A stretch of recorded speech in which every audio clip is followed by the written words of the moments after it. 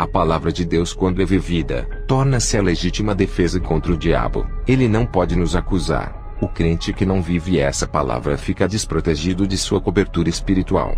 A palavra de Deus tem suprido meu espírito e me dado forças para vencer as provas. Jesus tem cuidado de mim como uma criança recém-nascida. Todo o meu crescimento espiritual foi concedido pelo Espírito Santo. Ele tirou toda a maldade do meu coração. Me libertou de todo o pecado que me impedia de crescer espiritualmente. Ele purificou a minha alma e o meu espírito. Fertilizou meu interior com a sua palavra e fez germinar os frutos espirituais. Essa semente que cresceu em meu coração tem dado bons frutos e vem amadurecendo a cada ano. Isso explica que eu estou em processo de transformação.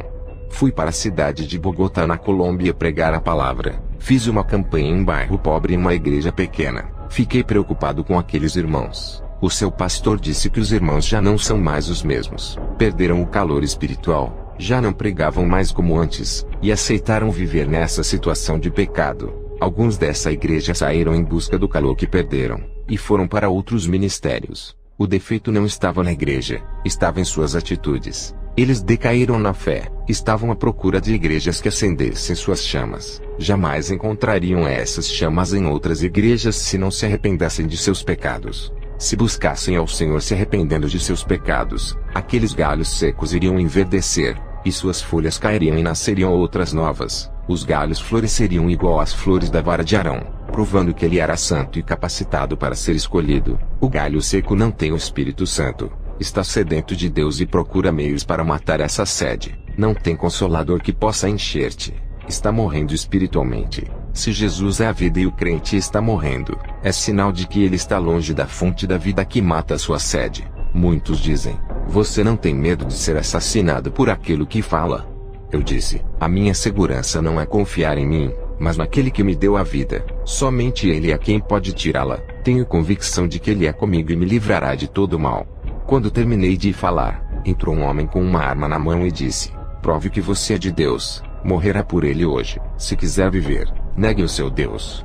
Eu disse: Satanás, escute aqui. Esse território não é seu. Perdeu. A partir de hoje eu declaro a sua derrota. O rapaz apontou a arma e disse: hoje tu vai morrer. Eu disse: pode atirar. Da sua arma não sairá nenhuma bala. A minha vida pertence a Deus. A chave da morte está nas mãos de Jesus. Somente Ele pode me matar. Quando eu comecei a falar essas palavras, aquele rapaz caiu endemoniado para trás. Ele estava se tremendo, parecendo que estava em convulsão. Eu expulsei os demônios. Eram legiões que estavam naquele corpo. O pastor daquela igreja disse: esse rapaz não é o primeiro. Entrou outros aqui e fechou a igreja. Você foi o primeiro que bateu de frente.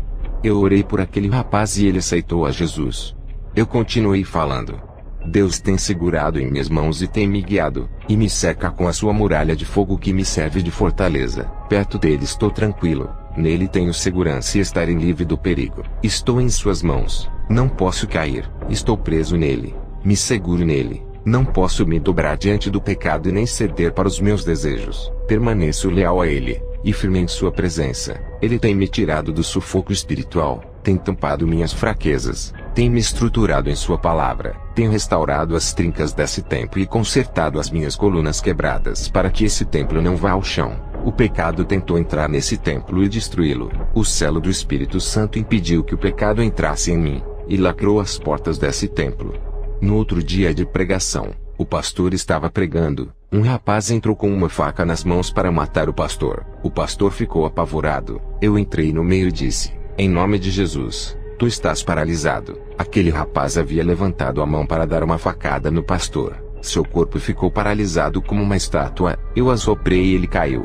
Expulsei o demônio. Aquele rapaz ficou livre. Mais um atentado de morte, mais um livramento de Deus. Através de Jesus, o meu conhecimento sobre o mundo se tornou diferente daquele conhecimento que eu tinha antes. Hoje vejo as pessoas com um olhar de misericórdia. Não é mais aquele olhar de desprezo, e sim um olhar de amor, um olhar de querer salvá-las. O olhar de Deus está em mim. O mundo é o retrato do pecado. Tudo o que acontece nele de ruim é a consequência do pecado. Se o mundo todo se arrependesse e não praticasse mais o pecado, não teria tanta maldade e catástrofes. Deixe Deus entrar nos seus sentidos, e deixa Ele criar os seus projetos do nada na sua vida. Compreenda Jesus, conheça Ele, mergulhe nas águas profundas espirituais, O Espírito Santo está vivo em seu corpo. Seja um valente de Deus. Seja seu guerreiro forte. Seja submisso 100% à sua palavra. Obedecer a Deus é estar sempre debaixo de sua graça andando em seu caminho. Seja um forte de Deus. Deixe Ele usar você. Obedeça a sua palavra. Pague o preço para entrar no céu. Seja um espelho nesse mundo. Produza efeitos na vida de uma pessoa através de sua vida. Deixe o poder de Deus transformar você. Ele lhe dará força, capacitação, e fará uma potência espiritual contra o mal. Depois do culto, eu fui para a casa do pastor. No dia seguinte, uma mãe aflita ligou para o pastor e disse: "Vem aqui na minha casa. Meu filho está louco." Na mesma hora recebi uma visão. Vi um rapaz moreno perto do computador vendo o Facebook. Um espírito maligno saía da página e entrava pelos olhos indo para sua mente ficando alojado em sua cabeça. O Senhor abriu mais a minha visão. Do outro lado do computador tinha um senhor conversando com esse rapaz. Ele amaldiçoava as fotos do rapaz e jogava feitiços do outro lado. Ele era um satanista que o rapaz conheceu na rede social. Fui na casa do rapaz que estava louco, expulsei o demônio, falei para ele não usar mais o Facebook. Ele disse que não iria mais usar e se converteu ali mesmo.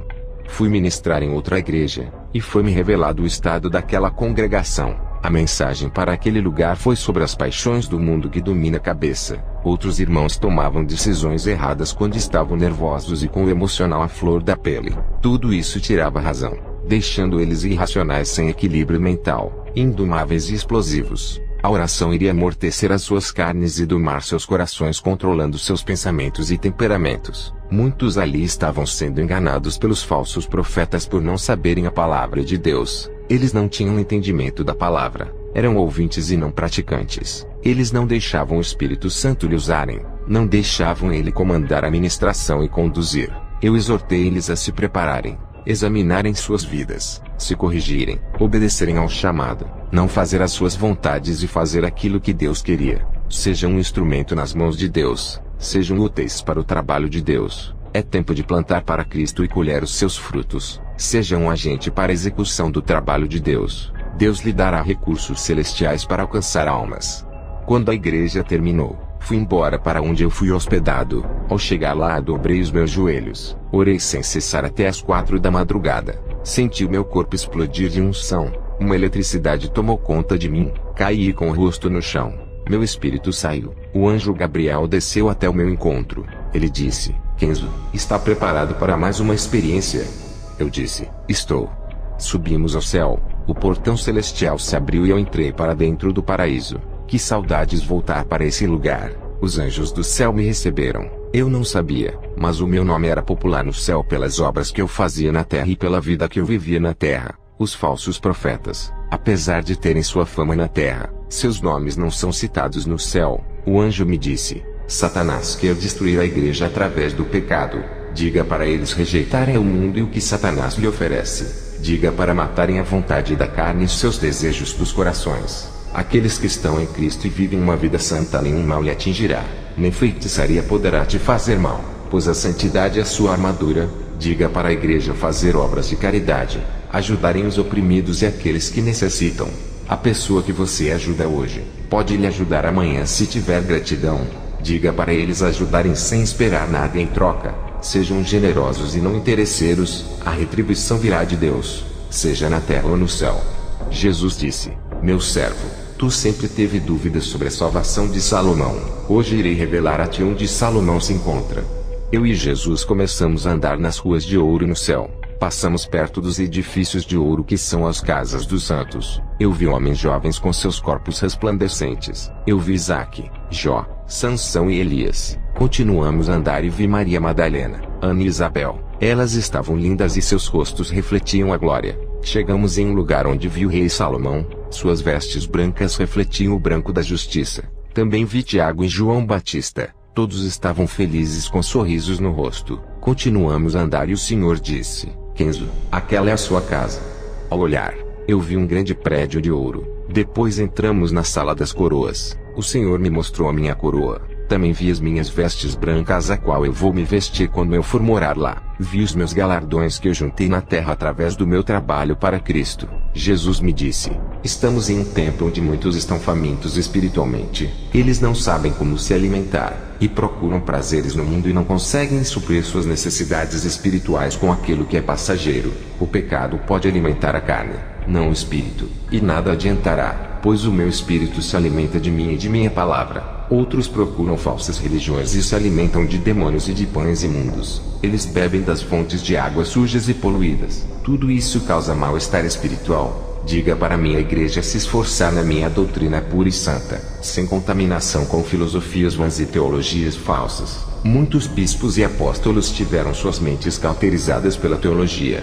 Não têm experiência com Deus. Vivem mortos na letra, sem direção da minha verdade. Apenas se baseiam em suas opiniões e pensamentos teológicos diferentes um do outro. Eles procuram a verdade em teologia dos homens. Não procuram a verdade em mim. Eu quero habitar neles através de meu espírito. Esses homens misturam a verdade de Deus com opiniões teológicas. Eles oferecem para as pessoas famintas uma meia verdade e uma meia mentira. Eles não procuram ter uma experiência com Deus e estão ligados com o mundo. São apenas estudiosos acadêmicos. Não são praticantes. Conhecem um Deus nos livros de teologia, não me conhecem como pessoa. Amam o mundo e o que nele está. Sua relação com o mundo é tão forte que eles não querem mais largar. Experimentam mais as delícias do mundo e não experimentam o sobrenatural de Deus. O mundo lhe oferece apenas algumas horas de alegria. Tudo é ilusão e passageiro. São armadilhas para a morte. Estão aliançados como o mundo. São como ratos atraídos pelo cheiro da comida, e caem na ratoeira da morte armada por Satanás. Depois eu voltei para a terra e fui para a igreja ministrar.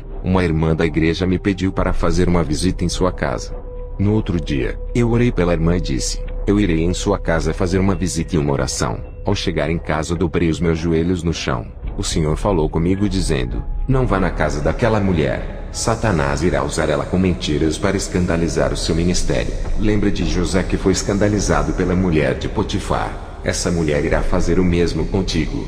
No outro dia não fui para a casa dela. Ela veio me perguntar o porquê eu não fui. Eu disse que Deus não havia permitido. Quando acabei de ministrar, aquela irmã veio até mim e começou a me seduzir com palavras. Eu repreendi. Ela caiu endemoniada. Ela foi liberta do espírito de sedução. O Senhor Jesus me revelava que o diabo arma ciladas nesse mundo. Ele conhece o ponto fraco de todo mundo. Ele estuda cada pessoa e ataca nas fraquezas. Essa é a importância de sermos selados e termos a palavra reinando em nós, endurecendo os nossos corações para o pecado. Jesus disse que nós temos que ser mais ativos espiritualmente. Não podemos baixar a guarda e nem parar de orar. Se vacilarmos nessa reta final, todo o nosso trabalho e nossas obras que concluímos a longo prazo terá sido em vão. Eu tenho andado em várias igrejas. Tenho tido visões de uma mulher adormecida vestida de noiva dormindo em um sono profundo. Uma sonolência espiritual. Vamos sair dessa sonolência espiritual que não deixa vocês acordarem para a realidade do mundo espiritual. Esse sono não deixa vocês enxergarem os seus pecados. Não sabem mais diferenciar o certo do errado. Tudo é comum. O pecado é normal. Esse sono está tirando suas consciências daquilo que é espiritual. Seus olhos estão fechados para o pecado, e não se abrem para olhar para se corrigirem. Não sabem o que estão fazendo. Viraram pessoas sonâmbulas andando sem consciência das coisas. Andam em caminhos tortos pensando que estão na graça. Acordem. Vocês estão em uma guerra espiritual contra as forças do mal. Somente os fortes vencerão e os perdedores serão entregues para as legiões malignas. Serão presos e encarcerados no inferno. O galardão dos crentes perdedores são prisões e condenações eternas. Seu inimigo Satanás está tão perto de vocês, agindo diante de seus olhos, e vocês não acordam para ver. Ele já se infiltrou, e vocês ainda não sabem se é ele quem está agindo, pois perderam sua identidade de cristãos. Até quando homens iguais a mim irá alertá-los? Eu terei poucos anos aqui na terra, sou um idoso. Depois que eu partir para a glória, dificilmente outro se levantará no meu lugar para o alertar. O relaxamento espiritual está entrando, e isso abre aberturas no mundo espiritual para os demônios entrarem. Muitos já não ministram como antes. A unção não é a mesma. A sua comunhão com Deus está se rompendo aos poucos. Eles precisam de um renovo espiritual. Busque o avivamento do Espírito Santo. Vejo irmãos abatidos na hora da pregação. Não sentem alegria de falar de Jesus. Não deixam o Espírito Santo dissipar a tristeza e trazer alegria. Seus rostos tristes na hora de ministrar revelam seu estado de homens vazios por deixar os seus problemas sufocarem. Eles não deixam seus problemas fora e carregam para os dias de igreja. Não conseguem manter seus semblantes alegres e não transmitem alegria em suas ministrações. Eu não entendo por que não são felizes e alegres quando pisam seus pés dentro da casa de oração. Vocês têm o privilégio que o povo de Israel não tem. Eles rejeitaram o Messias e vocês pegaram para vocês. E mesmo assim com seus nomes escritos no livro da vida não estão contentes, deixando as provas abalarem as suas fés. Não sentem motivações por nada. Parece que vêm para a igreja obrigados. Jesus não quer isso. Ele não aceita sacrifícios imperfeitos. Peça para o Espírito Santo preencher vocês. Ele matará sua fome de felicidade, alegria, esperança e paz enchendo seus vazios. Eu cobro isso de vocês. Cobro também no meu ministério que está nos Estados Unidos. Sei que tenho que entregar o rebanho puro e sem mácula no dia do juízo. Não quero ser responsável por nenhuma alma que se perder e não se salvar. E quando eu estou triste eu dobro os meus joelhos e choro até ser consolado. O Espírito Santo me dá alívio e tira a minha dor. Quando me levanto, estou alegre. Subo no altar rindo como representante do Evangelho. Nunca subi no altar triste. Temos que ser fortes. Perdi o meu filho David. A morte traz dores. Nem tudo o que perdemos é um mal, pois a perda representa a transformação. Isso muda o coração em relação à vida. As dores físicas e emocionais nos fazem assumir uma posição de guerreiros diante da situação, e isso agrada a Deus, nos traz para perto dele, e nos faz despertar espiritualmente. Deus testa a nossa fé para ver se estamos firmes nele. A nossa fé nele nos firma nele e nos faz enxergar a Cristo. Não conte seu problema a ninguém. Conte para ele. Somente ele pode resolver. Dobre os seus joelhos e fale com Deus. Descanse e ele resolverá. Não fique cobrando ele. Deus não se esquece de você. Mesmo que olhe para o seu problema e veja ele grande demais. Lembre-se de que você tem um Deus grande, e muito maior do que qualquer problema seu.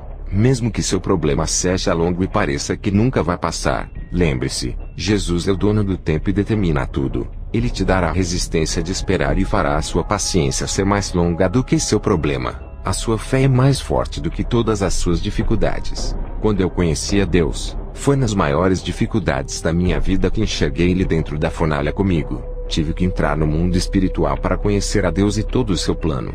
O Espírito Santo invadiu o meu ser de uma maneira que fiquei sensível ao seu toque. Minha sensibilidade espiritual ficou aguda, senti mais prazer de ficar em sua presença. Satanás apareceu para mim e tentou me desanimar. Ele disse que por mais que eu pregasse a santidade, amor, perdão e o arrependimento, por mais que eu conservasse essa doutrina não teria êxito mundial, pois ele me falou que criou falsas seitas como Mormons, Testemunhas de Jeová, Adventismo e outras seitas com aparência de igrejas caridosas e bondosas para contaminar a sã doutrina, e que era tarde demais para eu espalhar a doutrina verdadeira, pois ele estava multiplicando as suas seitas enganosas pelo mundo. Satanás foi embora e eu tive uma visão. Vi uma noiva de preto, uma falsa igreja sentada no trono e reinando. Uma voz me dizia: está multiplicando igrejas falsas. Irei buscar a minha verdadeira igreja antes que ela seja contaminada e enganada pelas falsas noivas, a noiva de Satanás. O Espírito Santo me revelou divisões dentro das igrejas, por causa de brincadeiras ofensivas que irritam o próximo e não respeitam o irmão que não gosta de brincadeiras. Vamos ser maduros para as coisas de Deus e crianças para a malícia desse mundo. Se acostumem em andar na doutrina. Sei que é difícil. Logo se acostumarão.